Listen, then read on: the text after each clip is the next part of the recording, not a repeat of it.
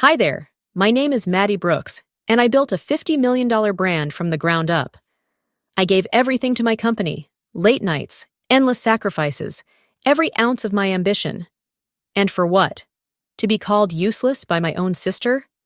To have my father look me in the eye and tell me I didn't deserve the empire I created?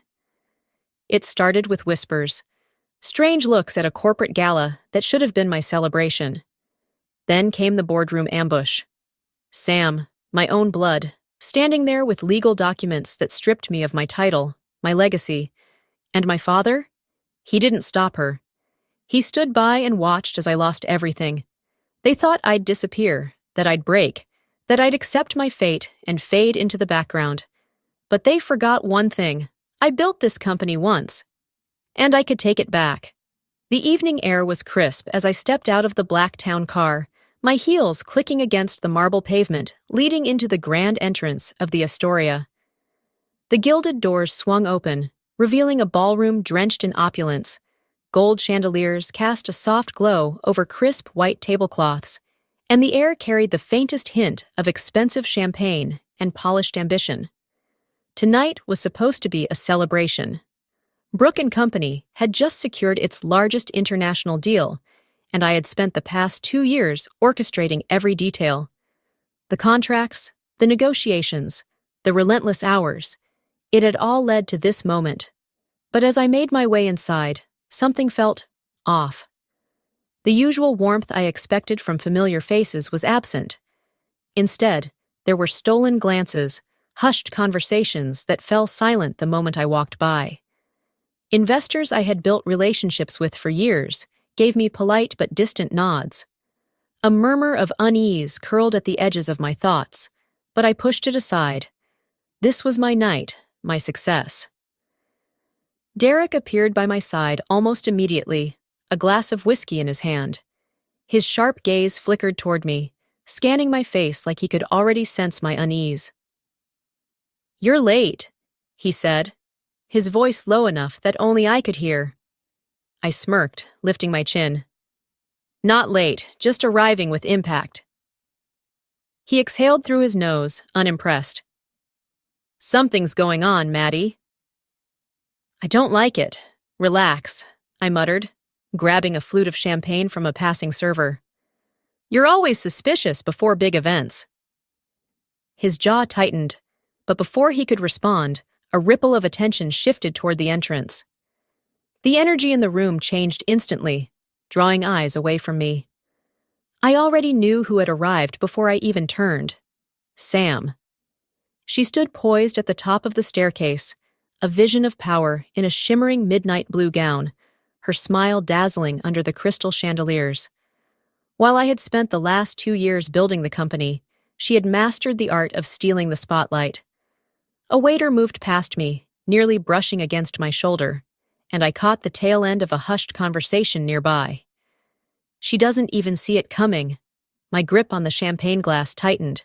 William Brooks, our father, was already making his way toward Sam, his expression softer than I'd seen in years. He clapped a hand on her back, turning toward the investors gathered nearby. "My daughter, Sam," he declared, his voice carrying across the room. "A natural leader, wouldn't you say?" The crowd nodded, murmured approval following his words. Not a single mention of the deal. Not a single mention of the years I had poured into making this night possible. The murmur in my head grew louder. Derek shifted beside me, setting his glass down with deliberate care. "You see what I mean now?" I forced a smile, lifting my champagne, as if to toast to nothing at all. It's just William being William. But I knew better. Something was happening, something big. I moved through the room, shaking hands, offering practice smiles, but my mind was elsewhere. The whispers, the stolen glances, Sam's too-perfect entrance. By the time dessert was served, I was barely touching the chocolate soufflé in front of me. The unease had curled into something heavier, sitting low in my stomach. I needed fresh air. Stepping out onto the balcony, I inhaled deeply, trying to shake the tension gripping my chest.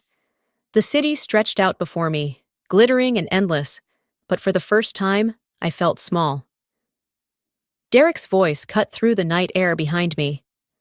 "Maddie, I need to talk to you." I turned, seeing the serious set of his jaw, the way his hands curled into fists at his sides. "There's something you don't know about tomorrow's board meeting." My pulse skipped. The cold air suddenly felt sharper, like a warning I had failed to see coming. "Maddie, sit down," William Brooks says, his voice colder than I have ever heard before. The conference room is eerily silent, save for the rhythmic ticking of the antique clock mounted on the wall. I glance around, taking in the unreadable expressions of the board members. The air is thick with something I can't quite place. Anticipation, tension, perhaps even regret. Sam sits beside William, her posture too poised, her lips curved in the faintest smirk. She doesn't even try to look surprised that I'm here. This isn't a meeting, it's an execution. Derek stands in the far corner, arms crossed, his face unreadable. But I know him too well. His jaw is tight, his stance rigid. He knows what's coming. William clears his throat, shifting in his seat like he's uncomfortable. But the glint in his eyes tells me otherwise. "Maddie, we've made a decision regarding the company's leadership." The room seems to close in. My fingers tighten around the edge of the chair, knuckles pressing white against my skin. Sam flips through a stack of papers in front of her, her nails tapping rhythmically against the polished wood table. She doesn't look at me. She doesn't have to. "Brook and Company needs a leader with a broader vision," she says smoothly. "Someone who understands the corporate world at a strategic level." I blink. "Excuse me?" She finally meets my gaze, and for a brief moment, I see the victory dancing in her eyes.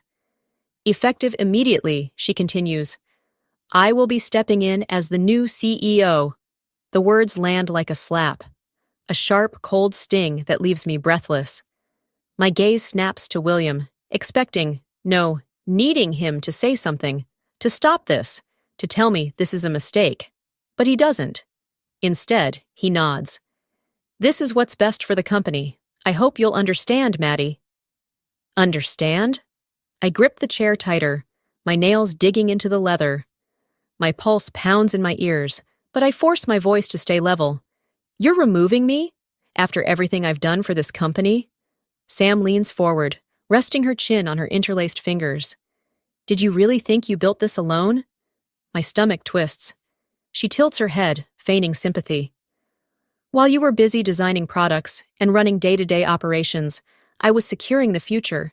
Investors need more than ideas, Maddie. They need leadership, stability, vision." My mouth parts, but no words come. William watches me, waiting for a response. But what can I possibly say? That I've dedicated my life to Brook and Company? That I've bled for it, sacrificed for it? That every success they're celebrating came at the cost of my time, my energy, my very sense of self? And yet, here I am, disposable. How long? My voice is quieter than I intend. Sam arches a brow. "How long have you been planning this?" She exhales, sitting back. "Months." The answer slices through me. I look around the table, searching for something, someone, to contradict this, to say this isn't how things should be.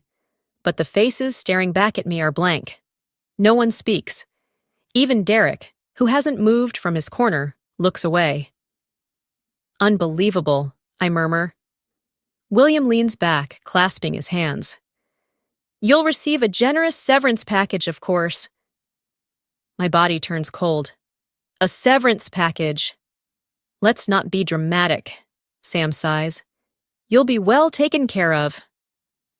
I stare at her, my chest rising and falling with barely contained fury.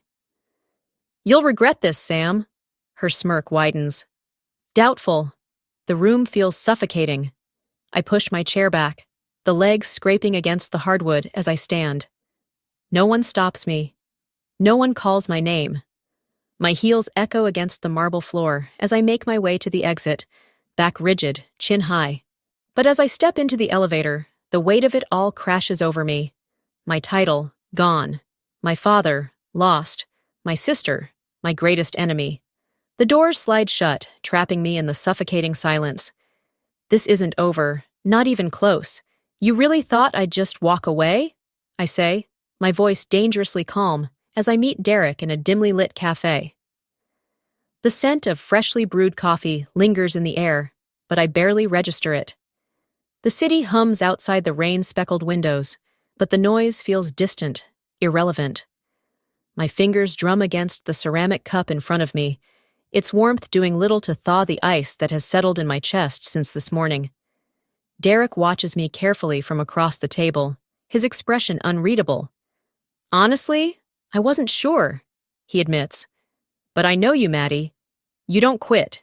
You don't back down. I let out a slow breath, tilting my head. Then why do I feel like I've already lost? He leans forward, elbows on the table. Because you're still in shock. But this isn't over. Not even close. The weight of his words hangs between us, but doubt still gnaws at me. They humiliated me, Derek. Sam didn't just take my position, she took my legacy. And William. He let her. He exhales sharply. William made his choice, but that doesn't mean it was the right one. I shift my gaze toward the window, watching as headlights blur past on the wet pavement. The betrayal plays on repeat in my mind. Sam's smirk, William's cold nod, the silence of the boardroom as they collectively decided I was disposable. For the first time in my life, I don't know what to do next. Come on, Derek says suddenly, tapping his fingers against the table. We need a plan. I scoff, shaking my head. A plan? To do what? Sue my own company? Take Sam to court? She played this too well, Derek. She got to the investors first. She had months to prepare, and My voice falters. I didn't see it coming. Derek doesn't respond right away. Instead, he reaches into his briefcase and pulls out a worn manila folder. I frown. What's that? Your way back in. I glance between him and the folder, skepticism creeping into my tone. Derek, just look at it. I hesitate before taking the file, flipping it open. The moment my eyes land on the first page, my breath catches. It's an old contract, one from when I first helped restructure Brook & Company after our international expansion. My fingers skim over the familiar legal jargon, memories flooding back. And then, I see it. A clause. Derek taps a highlighted section with the edge of his pen. You still own 49% of the company, Maddie, and this, he gestures toward the clause, gives you leverage. If Brook & Company changes its core business model without your consent, you have the legal right to challenge their leadership and reclaim your stake. The words blur for a moment as I process what he's saying. I sit up straighter. And Sam doesn't know this? His lips twitch. I doubt she even remembers it exists. She was too busy playing politics while you were actually running the company. For the first time since this morning, something shifts inside me. A spark. A flicker of something dangerous and familiar. Hope. I close the folder and meet Derek's gaze. We need to make sure she takes the bait. She has to make a move that triggers this clause. Derek grins. Now that's the Maddie I know. Meanwhile, across the city, in a sleek office with floor-to-ceiling windows, Sam Brooks sits behind what used to be my desk. She leans back in her chair, scrolling through the flood of congratulatory emails, barely acknowledging the assistant placing a fresh coffee beside her. Her phone buzzes. A message from an anonymous number. Your sister built this company's reputation. You just took the title. Prove you deserve it. Her jaw clenches. Victory, it seems, is proving to be more complicated than she anticipated. Back in the cafe, I slip the contract into my bag, my mind already working through my next move. This isn't just about getting my job back. It's about taking everything. You don't just walk into my office without an appointment, Maddie, Sam hisses. But there's a flicker of fear in her eyes. I take my time, letting the weight of my presence settle into the space. The office is different, redesigned in Sam's image, with sleek black furniture and gold accents, the kind of decor that screams power and control. But beneath the polished surface, I see it for what it is. An illusion. I shut the door behind me and cross the room, my heels clicking against the marble floor. It used to be my office, I say evenly, settling into the chair across from her desk. I don't need an appointment. Sam leans back, draping an arm over the leather armrest, her smirk returning. You came to beg for your job back? Because if so, this is just sad. I smile, slow and deliberate. I came to remind you that I'm still here. She scoffs, tapping her nails against the glass surface of her desk. You don't have anything left, Maddie. No title, no authority, no leverage. She tilts her head slightly. You're irrelevant now. I fold my hands in my lap, keeping my expression unreadable. Then why do you sound nervous? The muscles in her jaw tighten for a fraction of a second before she masks it with a laugh. You're delusional. Maybe, I say lightly, or maybe you're not as untouchable as you think. For the first time, uncertainty flickers in her gaze. Just a crack, but enough for me to see it. She straightens, smoothing the front of her blazer. You can glare at me all you want, but the fact remains, you lost. Brooke & Company is mine now. I hum under my breath, as if considering her words. Funny, that's exactly what I used to think. A flash of irritation crosses her face. She expected me to crumble. She wanted me to lash out in anger, to storm in here screaming about betrayal. But I won't give her the satisfaction. Instead, I rise from my seat with an air of indifference. Enjoy your throne while it lasts, Sam. Nothing stays the same forever. I turn and head for the door, leaving her staring after me.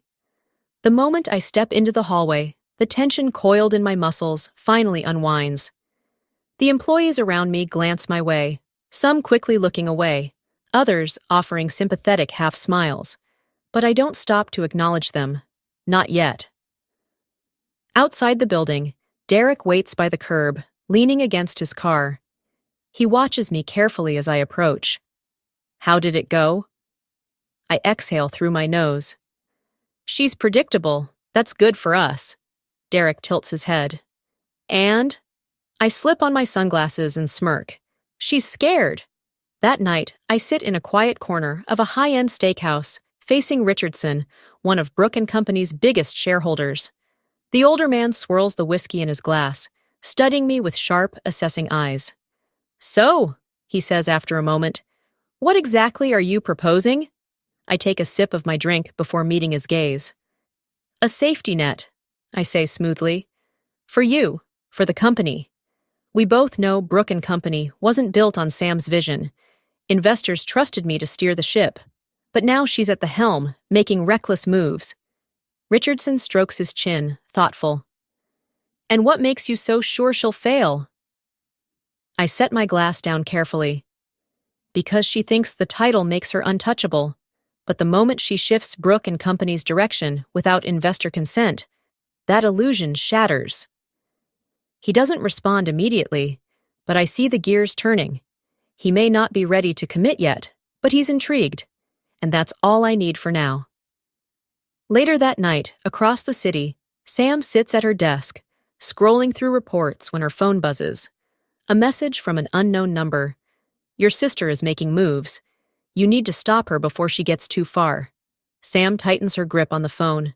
She thought I would stay down. She thought wrong. Her laptop screen illuminates her face as she starts typing. If I want a war, she'll make sure it's a fight I won't survive. You need to be careful, Maddie, Derek warns. Sam won't hesitate to destroy you if she has to. She already tried, I mutter, stopping near the kitchen island. She stole my company. What more can she do? There's a pause. Then Derek exhales sharply. You're underestimating her. I don't respond. Because the truth is, I know he's right. Across town, in a high-rise office with floor-to-ceiling windows, Sam sits opposite a well-dressed man in a charcoal suit. We need to paint a different picture of Maddie, he says smoothly, flipping through a stack of documents. If we make people doubt her past leadership, they won't trust her comeback. Sam's lips curl into a slow smirk. And how do we do that? He leans forward, tapping a finger against the papers. We control the narrative, highlight every risk she took, every mistake she made, make them question whether she was really as competent as they believed. Sam nods. Do it. The next morning, my phone won't stop buzzing. I rub my temples before grabbing it off the counter, already bracing for whatever fresh hell is waiting for me. Derek's name flashes across the screen. "You need to see this," he says the moment I answer. I open my laptop, navigating to Business Insider. My stomach clenches at the headline. Was Maddie Brooks' success a lie? Inside the questionable leadership of Brooke & Company, a sharp breath escapes me as I scan the article. It's a carefully crafted attack, full of half-truths and twisted facts. My leadership style is described as reckless, my business strategies labeled as risky gambles. Words like unstable and erratic are thrown in just enough to plant doubt. My hands tighten into fists. On the television across the room, CNBC is airing a panel discussion. The problem with Maddie Brooks, one commentator says, adjusting his tie, is that she never truly fit the mold of a traditional CEO. She was creative, sure, but creativity doesn't always translate to strong leadership. Another panelist nods. And let's not forget, Brooke & Company wasn't built in a vacuum. Her sister, Sam Brooks, has been instrumental in stabilizing the company's future. A bitter laugh escapes me. Stabilizing? She stole it. My phone rings again. "Maddie, we have a problem," Derek says, voice sharp. "Someone leaked internal documents, fake ones. They make it look like you were involved in financial mismanagement before you stepped down." The room tilts slightly. I grip the edge of the counter. "What?" "It's bad," he continues. "They're circulating through investor circles, and people are starting to question whether you really ran the company as cleanly as you claimed." My pulse pounds in my ears. Sam. It has to be her. I force myself to take a breath, shoving down the surge of anger rising in my chest. "Can we prove they're fake?" "We're working on it," Derek says. "But perception is everything, and right now, the perception is that you're a liability." I close my eyes for a brief second before opening them again. She's trying to erase me. She took my company. Now she wants my reputation too, but I won't let her have it. An hour later, I step into the boardroom of a downtown office. The sleek glass walls reflect the city skyline behind me, but I barely notice. A major investor is waiting inside. I take a steady breath and step forward. Then I see her. Sam is already sitting at the conference table, legs crossed, a knowing smirk on her face. Our eyes lock. This battle just became personal. "You didn't think I'd just sit back and watch, did you?" Sam smirks, crossing her arms. The conference room is thick with tension, the air almost stifling under the weight of expectation. A long mahogany table stretches between us, polished to a pristine shine that reflects the faces of the investors sitting on either side. I force myself to stay calm, my fingers tightening around the chair before I sink into it. Across from me, Sam leans back, every inch of her posture radiating arrogance. The investor at the head of the table, Mr. Caldwell, clears his throat. "Maddie, there are serious concerns about your past leadership. Can you explain these financial discrepancies?" I meet his gaze without hesitation. "They're fabricated," I say smoothly, "designed to discredit me." Caldwell raises an eyebrow. "Fabricated?" Before I can answer, Sam tilts her head, feigning curiosity. "Are you saying the records are fake, Maddie?"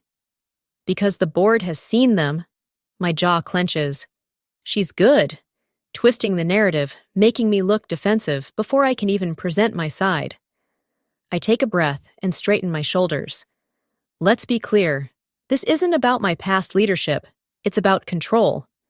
Brooke & Company has thrived under my direction for years, and now that I'm gone, certain people are eager to rewrite history. A murmur ripples through the room. A few investors exchange glances, their confidence in Sam wavering. Good. I shift my focus to Caldwell. "You all know my record. I built this company's brand. I turned it from a struggling name into an industry leader. You've seen the growth, the numbers, the client expansions. And now, suddenly, these so-called discrepancies appear the moment I challenge my removal?" Sam exhales a short laugh, shaking her head. "Conspiracies won't save you, Maddie. facts will. I turn toward the investors, ignoring her.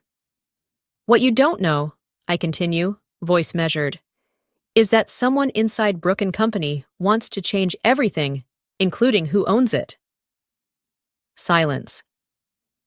Sam's fingers twitch slightly against the surface of the table. I press forward. You think this is about keeping Brook & Company strong? Look deeper. Ask yourselves who benefits if I'm erased from the picture. The investors shift, uncertainty creeping into their expressions. I glance at Sam. Her lips tighten into a thin line. She knows I'm not just defending myself. I'm planting seeds of doubt in their minds. Caldwell exhales, rubbing his temples. We'll need to conduct our own internal review, he finally says, to verify these claims. Sam nods, recovering quickly. Of course, she says smoothly. Transparency is important. I stand. It certainly is. Our eyes lock once more, an unspoken warning passing between us. Later that night, my phone buzzes. Derek. I answer on the first ring. Tell me you have something. There's a pause. Then his voice drops, urgent. You're not going to believe this. I sit up, heart pounding. What? I just got intel. Sam had a private meeting with a rep from Lancaster Group last week. My stomach twists. The fashion conglomerate? The very one. I grip the phone tighter. Lancaster Group has been circling Brook & Company for years, trying to acquire it. Sam isn't just trying to take control, she's trying to sell the company. Derek exhales. She's playing a whole different game, Maddie. I close my eyes briefly, letting the weight of it settle. Then I open them, staring out at the city skyline. My blood cools, my mind sharpening. If Sam wants to play dirty, I say, voice low, then let's see how she handles this. I need you to leak something to the press, I tell Derek, my voice steady. Sam's about to have a very bad week. Derek exhales, setting his drink down on the table between us. We're sitting in the dimly lit back room of a high-end steakhouse, tucked away from prying eyes. The rich scent of seared meat lingers in the air, but neither of us are paying attention to the food. You're sure about this? He asks, leaning forward. I meet his gaze. Absolutely. He studies me for a long moment before nodding. All right. What's the play? I slide my phone across the table, the screen displaying a confidential document, one that outlines Sam's private meetings with Lancaster Group, our biggest competitor. This, I say. Brook & Company isn't just her pet project. She's looking for a buyer. Derek whistles under his breath. If the board finds out she's selling, they'll lose their minds. Exactly, I say. We need to time this perfectly. If the press gets wind of this before she has time to control the narrative, she won't be able to bury it. Derek taps his fingers against the table, thinking. I know a guy. A journalist over at the Wall Street Report. He's reliable, and he won't print anything without verification. Good, I say, my pulse steady, my mind sharp. Let's do it. Derek pulls out his laptop, fingers flying over the keys as he crafts the message. We attach the documents, careful to remove any trace of where they came from. The moment he hits send, there's no turning back. Now we wait. It doesn't take long. By the next morning, the headlines have already taken over the business world. Brook & Company CEO Samantha Brooks in talks to sell company to rival corporation. Power move or betrayal? Sources say Brook & Company may no longer be family-owned. I sit back on my couch, scrolling through article after article. It's working. The phone rings. Derek, did you see it? He asks, the grin in his voice evident. Oh, I saw it, I murmur. And so did the board. Inside Brook & Company, Sam storms into the conference room, slamming the morning's paper down onto the table. The faces around her are grim. A senior board member, Mr. Hathaway, leans back in his chair, arms crossed. Explain this, Sam. Were you planning to sell us out? Sam straightens, smoothing her blazer. This is taken out of context, she says coolly. Lancaster Group was interested in a partnership, not an acquisition. Hathaway isn't buying it. A partnership? Funny, because the Wall Street report seems to think otherwise. Another board member, Ms. Langford, raises an eyebrow. Sam, we backed you because you promised stability. This ? This is not stability. Sam clenches her jaw. I have everything under control. No one looks convinced. Her hands tighten into fists beneath the table. She knows exactly who's behind this. Later, that night, I'm in my apartment, pouring a glass of whiskey, when my phone pings with an email notification. The sender is anonymous. The subject line reads, "You need to see this." Frowning, I open it. Inside is a single message. I have information that can help you. Meet me tomorrow at 8 p.m. Don't trust anyone. I stare at the words, my heart pounding. Derek looks over from where he's seated. What is it? I turn the screen toward him. His brows furrow. That could be a setup. Or it could be the break we need, I counter. A heavy silence stretches between us. I look back at the email, my fingers hovering over the reply button. If this is real, I might have just found my way back into Brooke & Company. If it's a setup, I could lose everything. Are you sure about this, Maddie? Derek asks. This could be dangerous. I glance at him from the driver's seat, gripping the wheel a little tighter. The city lights blur past as I navigate the downtown streets, heading toward the meeting location. The weight of what I'm about to do sits heavy in my chest, but there's no room for hesitation now. I don't have a choice, I say, voice steady. If this person has real intel on Sam, I need to hear it. Derek exhales, rubbing his temple. Just don't let your guard down. Whoever this is, they reached out anonymously for a reason. I nod, but keep my eyes on the road. He's right, of course. This could be a setup, but if there's even a chance that I can get something on Sam, something real, I have to take it. The bar is tucked away in a quiet part of the city, the kind of place that doesn't ask questions. A red neon sign flickers above the entrance, casting a dim glow onto the wet pavement. I park, turning off the engine, and glance at Derek. You stay out here, I say. His brows knit together. Maddie! I need to do this alone. He doesn't like it, but after a long moment, he nods. Fine, but I'll be watching. I step out of the car and into the dimly lit bar.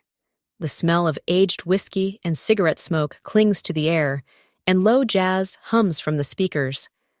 A few patrons sit scattered around, lost in their drinks and conversations, oblivious to my arrival. I scan the room. Then I see her. A woman, mid-40s, with sharp eyes and an air of quiet authority, sitting at a corner booth. Her blonde hair is pulled back into a low bun, and she stirs a drink absently, but her gaze is fixed on me the moment I step inside. I make my way over, sliding into the seat across from her. Madeline Brooks? She asks, voice hushed but firm. I nod. You know my name. What's yours? She glances around before leaning in slightly. Eleanor Grayson, Senior Financial Officer at Brooke & Company. My breath stills for half a second. You worked for my father, I murmur. I did, she confirms. And now I work for your sister, but not for much longer. I narrow my eyes. Why are you helping me? Eleanor exhales, reaching into her bag and pulling out a small USB drive. She places it on the table between us. Because what Sam is doing isn't just unethical, it's illegal. I stare at the drive, heart hammering. What's on it? Financial records, Eleanor says. Real ones. Sam manipulated the company's books to inflate revenue numbers. She needed them to look solid when she took over, needed the board to trust her leadership. But the truth? She's been funneling money into private accounts, falsifying reports to make it seem like Brooke & Company is thriving under her watch. If this gets out, she's finished. I don't reach for the drive yet. I keep my expression unreadable, even as adrenaline courses through me. You're sure about this? I ask. Eleanor nods. I've been gathering proof for weeks. The numbers don't lie, Maddie. Your sister built her empire on fraud, and if she's willing to do this, who knows what else she's planning? I finally pick up the drive. turning it over between my fingers. This is it. This is what I need to take her down, not just in the court of public opinion, but legally. You should be careful, Eleanor warns. Sam isn't stupid. She'll realize someone on the inside gave this to you. I slip the drive into my pocket. Let her. Meanwhile, at Brooke & Company, Sam stands in her office, arms crossed, as she stares at the security logs on her laptop. Someone has been accessing restricted files. Someone from her own company. Her lips press into a thin line as she leans back in her chair. She should have known. Whoever it is, she murmurs, fingers tapping against the desk. They won't get away with it. Back at Maddie's apartment, Derek paces as I plug the USB drive into my laptop, pulling up the files. The screen floods with documents, spreadsheets, transaction logs, financial reports, all of it meticulously detailed. Jesus, Derek mutters. She really did it. I scroll through the evidence, my pulse steady. This is enough to challenge her legally, I say. With these records, we can prove she lied to the board. Derek nods, but his expression is cautious. Then we move carefully. She'll try to cover her tracks the second she finds out we have this. My laptop dings with a new message. I frown, clicking it open. A single text from an unknown number. Nice move, Maddie. But do you really think I wouldn't find out? My stomach clenches. Derek steps closer, reading over my shoulder. Shit. I grip my phone, my heart racing. The real war has just begun. She knows, Derek. We have to move fast before she destroys the evidence. I pace the length of Derek's office, my hands clenched at my sides. The room is dim, the only light coming from the desk lamp illuminating the mess of papers, files, and the open laptop in front of us. Every second counts. Derek rubs his temples before exhaling sharply. We need to verify everything first. If we make a move, and there's even a tiny mistake, Sam will spin it against you. I stop pacing and grip the back of the chair. Then we work through the night. He nods, already pulling up the spreadsheets. The USB drive Eleanor gave me contains months of manipulated records, numbers doctored to make Brooke & Company look stronger than it actually is. Transactions funneled into hidden accounts, inflated revenue reports. It's all here, black and white. And if we don't act soon, Sam will bury it. I grab my phone, scrolling through my contacts. There are investors who still believe in me, people who trusted my leadership before Sam forced me out. If I leak the right details, I can plant enough doubt that the board will have no choice but to demand answers. Derek looks up from his screen. What's your plan? I meet his gaze. I'm going to give them something they can't ignore. I start with Mrs. Linton, a longtime shareholder, a woman who built her empire from the ground up and doesn't tolerate dishonesty. I type a message, attaching a snippet of the manipulated financial statements. Mrs. Linton, you've always valued integrity in business. I thought you should see this before you hear it from someone else. I press send and lean back, my pulse steady. The message is vague but effective. It won't take her long to realize what's happening. Derek watches me. And now? Now, I say. We wait. The response comes faster than expected. Maddie! What the hell is this? Call me. I glance at Derek before dialing her number. She picks up immediately. Is this real? She demands, skipping pleasantries. Sam's been lying about the financials? I keep my voice even. I wouldn't bring this to you if I wasn't certain. And it's only the tip of the iceberg. Silence. Then, in a quieter voice, does the board know? Not yet, I admit. But they will soon. A sharp breath on the other end. I want a full financial report on my desk by the end of the week. And if this turns out to be true, Sam is finished. I smile. I was hoping you'd say that. By morning, the rumors are already circulating. Investors are whispering. The board is uneasy. And Sam? She's furious. She storms into Brooke & Company, slamming her office door so hard the walls shake. Her assistant flinches as she tosses a folder onto her desk. Find out who's leaking information, she snaps. The assistant nods quickly and scurries out. Sam exhales, pressing her fingers against her temples. This isn't part of the plan. The company was supposed to be under her complete control by now. But Maddie, damn her, just won't stay down. She straightens, fixing her blazer. Fine. If Maddie wants a fight, Sam will give her one. That afternoon, the board receives an emergency meeting notice. Sam's name is stamped at the bottom. She's trying to get ahead of this, trying to control the damage before it spreads too far. But it's too late. As the board gathers in the glass-walled conference room, the tension is thick. Some members exchange skeptical glances.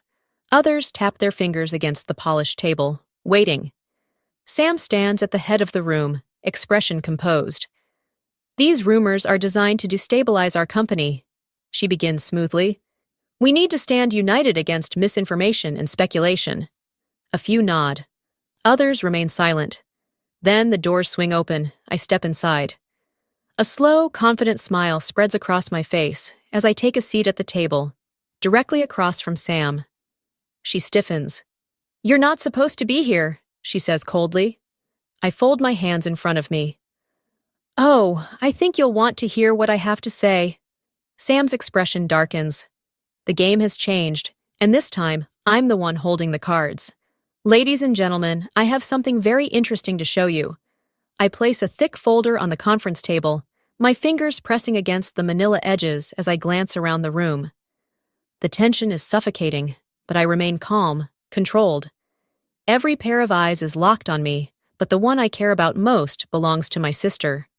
Sam sits rigidly across from me, her arms crossed, jaw tight.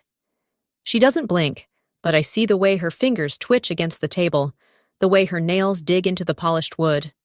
She's nervous. Good.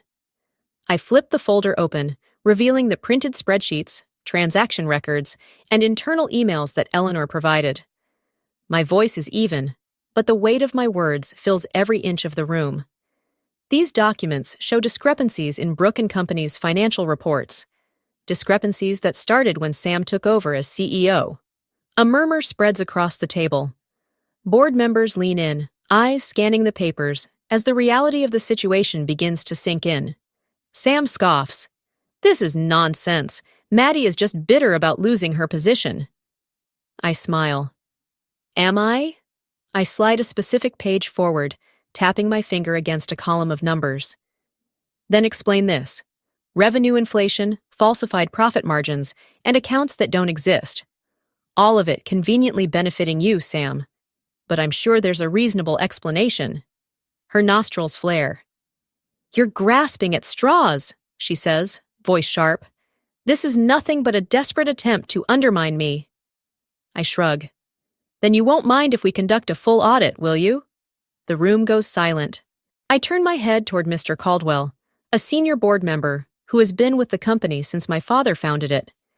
He leans back in his chair, rubbing his chin thoughtfully before looking at Sam. That's a fair request, he says. If there's nothing to hide, then an external investigation should clear everything up, right? For the first time, genuine fear flashes in Sam's eyes. She opens her mouth, ready to argue, but before she can speak, another voice cuts through the room. Sam, Richard Greer, one of her strongest allies on the board, clears his throat. He adjusts his glasses, looking at her with something that resembles disappointment. I've stood by you, but I can't ignore these numbers. If you can't explain them, I won't support you anymore. Sam stiffens. Her hands curl into fists. I see it. The moment she realizes she's losing control. The walls she built are beginning to crack. This is ridiculous, she spits out, but her voice lacks the confidence it held before. Maddie is manipulating you all. She's playing a game, trying to get revenge because she lost. I tilt my head.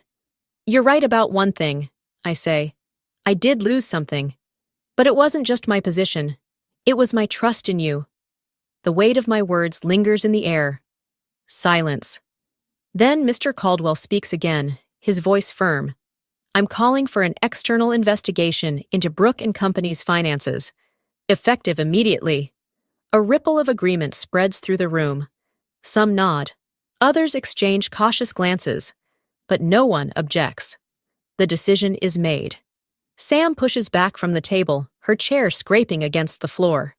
"You'll regret this," she says through clenched teeth. I meet her glare head-on. "I doubt it." She storms out, leaving the tension thick behind her. I exhale, barely audible, before glancing at Derek. "This isn't over yet," I whisper as we exit the boardroom, the hum of murmured voices following us. "But we just made her bleed." I walk down the hallway, feeling the tide turning in my favor for the first time. "We need to prepare for whatever Sam does next," I say, my voice firm. "She won't go down without a fight." Derek leans against his desk, arms crossed. "She's cornered, Maddie. That makes her dangerous." I know he's right. Sam doesn't lose. At least, not without taking someone else down with her. As the sun sets over Manhattan, I watch the city from Derek's office window. The battle isn't over. If anything, it's about to get uglier. Sam slams her office door so hard that a picture frame rattles on the wall. She paces, her mind racing. She lost control in that boardroom. Maddie humiliated her. And now, with an external investigation looming over Brooke and Company, the walls are closing in. Her assistant hesitates at the door. "Ms. Brooks, I have the investor reports you asked for." Sam snatches them, scanning the pages. Investors are worried. Shares have fluctuated since the financial leak. Calls are pouring in. She clenches her teeth. This is Maddie's doing. Sam inhales sharply, pushing her hair back. If she wants to win, she needs to shift the narrative. She needs to remind everyone who the real Maddie Brooks is. She grabs her phone. "Get me a primetime interview. CNBC or Bloomberg. I don't care which. Just make it happen." Her assistant rushes out, and Sam smirks. If Maddie thinks she's the only one who can manipulate public perception, she's in for a surprise. I sit across from Richard Greer, one of the company's major investors, at an upscale restaurant in Midtown. The air smells of grilled steak and aged wine, but I have no appetite. Richard swirls his glass of bourbon, watching me. "You've put Sam in a bad position," he says, amusement flickering in his eyes. I meet his gaze. "Sam put herself in a bad position. I just exposed it." He chuckles. "Fair enough. But you know what's coming next, don't you?" I nod. "She's not just going to sit back. She'll try to regain control." He leans forward, resting his elbows on the table. "I'll be honest, Maddie. I've been skeptical about Sam's leadership for a while.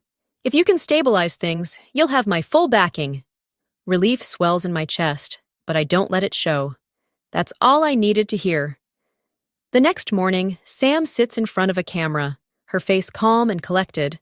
"Brooke and Company has always been my father's legacy," she tells the interviewer. "It's heartbreaking to see it torn apart by personal vendettas." The journalist tilts her head. "You're referring to your sister?" Sam sighs, looking away briefly before meeting the camera again. "Maddie is passionate, but she's letting emotions dictate her actions. I'm trying to lead this company into the future. She's trying to pull it into the past." The interview airs within hours. News outlets pick up the sound bites. Sam is painting herself as the victim, the responsible leader trying to steer the company through chaos. I watch it play out on a loop in Derek's office, my arms crossed as frustration builds inside me. Derek exhales. "She's good, I'll give her that." I shake my head. "She's lying through her teeth." "But people believe her," he points out. "At least some do." I glance at my phone. Investors are calling, wanting reassurances. I'm about to respond when an alert flashes across my screen. A news headline. Maddie Brooks's troubled past. The untold story behind Brooke and Company. I freeze. My stomach twists as I click the link. The article is full of half-truths, exaggerations twisted just enough to make me look reckless, impulsive. It digs up old business decisions, mistakes that were rectified but now seem damning. It even hints at personal struggles, things that have no place in a business conversation. "Sam just made this personal," I mutter. Derek skims the article. "She's trying to discredit you, make you look unstable." I grip the edge of his desk, my nails pressing into the wood. "I won't let her win." The next morning, as I step out of my car in front of Brook and Company, reporters swarm like vultures. Cameras flash. Maddie, do you have a response to the allegations? Is it true you've been unstable for years? Do you plan to step away from Brook and Company entirely? I straighten my shoulders, keeping my face unreadable. Sam wanted a war? She was about to get one. Get me a press conference, I say, my eyes blazing. It's time to set the record straight. Derek gives me a sharp nod before pulling out his phone. This is risky, Maddie, he warns. Once you speak, you can't take it back. I don't need to take it back, I reply. I just need to make sure the truth drowns out Sam's lies. The conference room at the Four Seasons is packed. Reporters fill the seats, cameras pointed at the podium where I stand. The air crackles with tension. I glance at Derek standing in the back, his arms crossed, nodding once. He believes in me, that's enough. I step forward, my voice steady. I won't let lies define me. I scan the crowd, letting the silence stretch before continuing. The real issue here isn't my personal life, it's the future of Brook and Company. Flashes from the cameras flicker as I continue. My leadership has been called into question. But let's talk facts. I built this brand. I expanded our reach, secured major partnerships, and brought in billions. And yet, my qualifications are being questioned because of a desperate smear campaign. A murmur ripples through the crowd. I flip open the folder on the podium, revealing slides behind me on the projector. This is Brook and Company's financial trajectory during my tenure, I say, gesturing to the chart. We experienced record-breaking growth. Now let's look at the numbers since my removal. The graph shifts. The numbers show a clear decline under Sam's leadership. The room goes silent. Facts don't lie, I say. And neither do I. The tension is thick. A journalist in the front row raises his hand. So you're saying your sister is unfit to lead? I pause, choosing my words carefully. I'm saying Brook and Company deserves leadership that doesn't rely on deception. I'm saying this company, which my father built and I helped elevate, deserves better. Another journalist jumps in. Are you pushing for her removal? I don't hesitate. I'm pushing for what's best for this company. If the board believes that's me, then I'm ready to step up. Meanwhile, across the city, Sam watches the press conference from her office. Her nails dig into the armrest of her chair, her knuckles white. She's turning them against me, she hisses, her voice sharp with rage. Her assistant shifts uncomfortably, but doesn't say a word. Sam throws a glass at the wall, the shatter echoing through the room. Get me in front of a camera, she snaps. We need to counter this now. Her assistant hesitates. Actually, there's something else you should see. She hands Sam an envelope marked confidential. Sam rips it open, scanning the contents. Her breath catches. It's the results of the financial audit. She flips through the pages, her heartbeat pounding in her ears. Severe financial discrepancies under the current leadership. Multiple unapproved transactions tied to offshore accounts. Sam's stomach twists. If this report gets out, she's finished. She slams the folder shut. Nobody sees this. Understood? Her assistant nods quickly. Yes, ma'am. But Sam knows. The board will see it. And when they do, it won't matter what she says. That night, I sit with Derek, going over the numbers once again. You did what you had to do, he says. The investors are responding. You've got more support than ever. I nod, exhaling. It's not over yet. Derek's phone buzzes. He glances at the screen, then looks up at me. The board just called an emergency meeting. I straighten. When? Tomorrow morning. I meet his gaze. This is it. The final battle. We will now take the final vote, the board chair announces. The future of Brook and Company depends on this decision. The conference room is silent, except for the ticking of the antique clock mounted on the far wall. The weight of this moment presses down on everyone seated around the long mahogany table. I sit at one end, my hands clasped together, my posture unwavering. Across from me, Sam reclines in her chair, her expression carefully composed. but I know her too well. Beneath the poised exterior, she's unraveling. Our father, William Brooks, sits near the edge of the room, arms crossed, his face unreadable. He hasn't spoken much, merely observing as his daughters battle for control of his empire. His silence carries more power than anything he could say.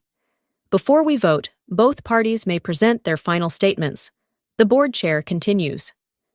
Ms. Brooks, you may begin. Sam straightens, smoothing a hand over the lapel of her expensive blazer.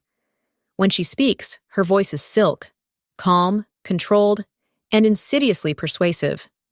Under my leadership, Brooke & Company has pursued bold new strategies, taking aggressive steps toward modernizing our business model. The last thing we need is to revert to the past. She flicks a glance at me, a calculated move, implying that my reinstatement would be a step backward. She continues, pulling up a financial presentation on the boardroom screen. Here, you'll see the initiatives I have implemented to position us for global expansion. These figures represent progress.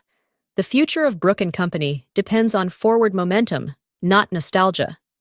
She smiles, the picture of confidence. A brilliant performance, except for one problem. She's lying. I wait for her to finish, allowing the room to sit in her deception for a few beats before standing. I don't rush. I don't react. I simply rise, straighten my shoulders, and walk to the head of the table. Leadership is not just about ambition, I say, my voice steady. It's about trust. A few members of the board shift in their seats, intrigued. This company wasn't built on deception. It was built on integrity, on innovation, and on relationships. That is what made Brooke & Company thrive. But that trust has been violated. I reach for the folder I placed on the table earlier and flip it open, pulling out the financial audit results. I let the silence linger before sliding copies to each board member. The audit committee has uncovered severe financial misconduct, discrepancies in our reporting, unapproved transactions, a pattern of reckless decisions that have put this company at risk. I see it now. The tiny crack in Sam's armor, a flicker of panic in her eyes. She knew the audit would be damaging, but she thought she could contain it. You want to talk about leadership, Sam? I continue, my voice growing sharper. Then let's talk about accountability, because that is what leadership looks like. A heavy silence falls. The board members murmur among themselves, flipping through the documents. Some frown, some shake their heads. The weight of what they're seeing is sinking in. Sam recovers quickly, scoffing. This is a smear campaign. Numbers don't lie, I counter. And neither do forensic audits. I turn to the board. You have a decision to make, not just about leadership, but about the values this company stands for. The choice is yours. The board chair leans forward. It is time for the vote. Each member will submit their decision privately. The room is thick with tension as the votes are cast. I keep my expression neutral, but my heart pounds. Sam sits rigidly, her fingers curled into fists beneath the table. The board chair tallies the votes, pausing when he reaches the last one. His gaze flickers toward William Brooks. Mr. Brooks, he says, as founder, your vote will break the tie. The room stills. I hold my breath. Sam does too. Dad looks at the documents spread before him. He exhales, slow and measured. When he finally lifts his gaze, his expression is unreadable. Then he speaks. My vote.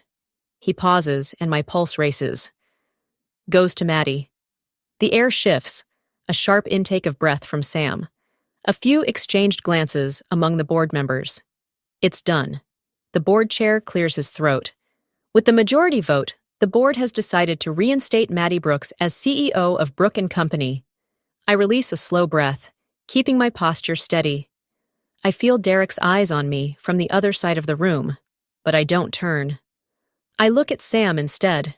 She's motionless, her face blank, but her grip on the armrest of her chair is tight, white-knuckled. Then, slowly, she rises.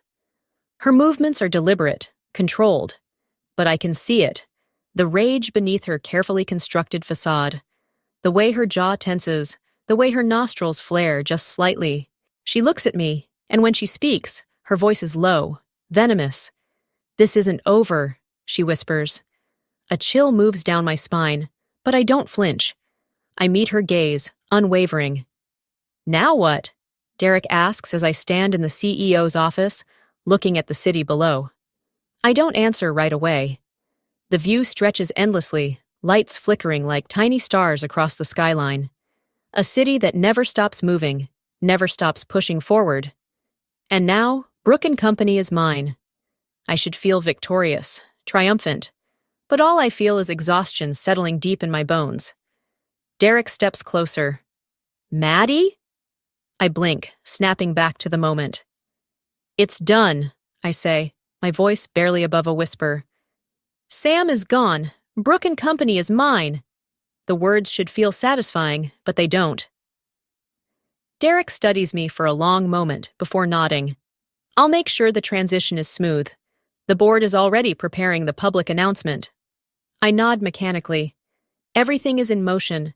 Everything I fought for is happening. Then why does it feel so empty? Later that evening, I hear a knock at my office door. I expect Derek, maybe a board member. Instead, it's him, William Brooks. He steps inside without waiting for permission, just as he always has. The presence of the man who built this empire is still commanding, even after everything. "You did it," he says, his voice unreadable. I cross my arms. "Looks like I did." He sighs, walking toward the window, mirroring my earlier stance. "I built this company from nothing," he murmurs, staring out at the city. "And I never thought I'd see it nearly destroyed by my own daughters." A sharp pang cuts through me, but I keep my expression neutral. "Funny," I say. "Maybe if you'd paid attention to us, things would have gone differently." He exhales, rubbing his temples.